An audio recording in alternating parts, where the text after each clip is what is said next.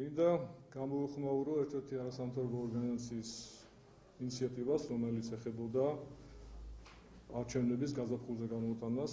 Ჩემთვის გახდა ცნობილი, რომ მათ გადაიფიქრეს საჩელის სასამართლოში შეტანა და თავისთავად იმდენად გაუგებარი და გაუმართავი იყო იურიდიულად ეს საკითხი, რომ მოსალოდნელიც იყო, რომ შედეგს იმას მივიღებდით. მე მინდა ვთქვა, რომ ეს არ არის პირველი შემთხვევა, ჩვენ კიდევ 2007 წელს სხვა რიგი პოლიტიკურ პარტიებთან ერთად ვითხოვდით 2008 წლის არჩევნების გაზაფხულზე გადმოტანას და მაშინ ხელისუფლება ამას ყურად არიღო, რომ მხოლოდ შემდეგ იცით როგორ გამითავდა მოვლენები და 7 ნოემბრის მოვლენების შემდეგ იძულებული გახდა დაინიშნა ნიგარეშე საპარლამენტო და საპრეზიდენტო არჩევნები. დღეს ხელისუფლება ცდილობს თავი დაიზღიოს და უშვებს იმის ალბათობას, რომ შეიძლება არჩევნები გაზაფხულზე ჩატარდეს, თუმცა ამას ღიად არ აცხადებს, რადგან მაშინ გასათვალისწინებელი იქნება რამდენიმე მნიშვნელოვანი ფაქტორი. პირველ რიგში ეს არის ის ვალდებულებები, რომელიც მასა აქვს აღებული საერთაშორისო თანამეგობრობასთან და მთელი რიგი პოლიტიკურ პარტიებსა და არასამთავრობო ორგანიზაციებთან ერთად. მე გულისხმობ არც უკვე მიღებული საარჩევნო კოდექსში კიდევ რიგი ცვლილებების შეტანას, აგრეთვე საარჩევნო განმავლობის გაუმჯობესების მიზნით გარკვეული ნაბიჯების გადადგმას, რომლის აღშესრულებაც მას სერიოზულ პრობლემებს შეუქმნის.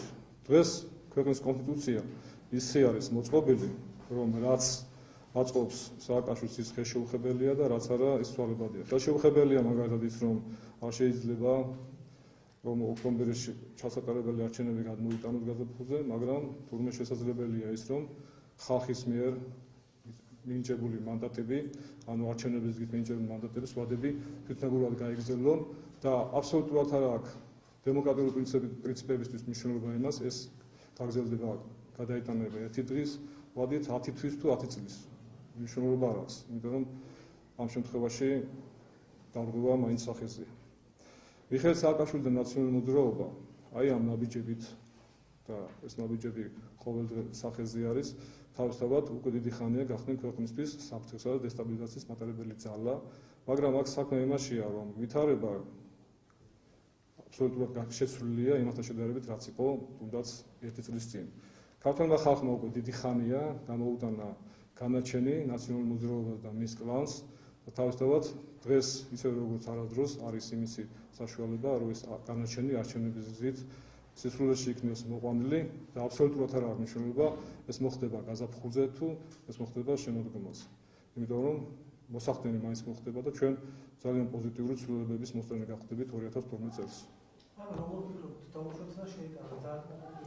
მაგას ვამბობ იურიდიულად იმდენად გამართლებით და თავისთავად არც აქვს იმის უფლება რომ შეიტანოს, იმიტომ რომ არასამთავრობო ორგანიზაცია საკონსტიტუციო სასამართლოში რას ითხოვს, რომ არაკონსტიტუციურია კონსტიტუცია და თუ რომც დააკმაყოფილოს, შემდეგ ვის აქვს ისე ვალება ამისი განხორციელება პარლამენტს, ხო?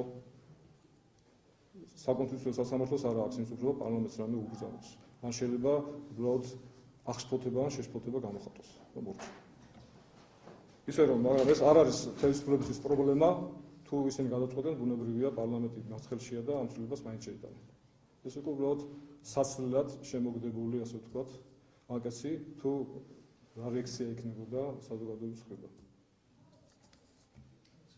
ვერ დაინახეს რაღაცა დიდი შიშები და აქედან გამომდინარე ჩათვალეს, რომ ოპოზიცია არ არის იმ მდგომარეობაში დღეს, რომ მაინც თუ გაზაფხულზე ჩატარდება, რამე პრობლემა ექნება. პრობლემა არ ექნება. იმიტომ რომ პრობლემა არის ხელისუფლება და საზოგადოება მზად არის გაზაფხულზე და შემოდგომაზე და ზამთარში და ნებისმიერ დროს ის შეცვალოს. რა თქმა უნდა, დემოკრატიული გზით.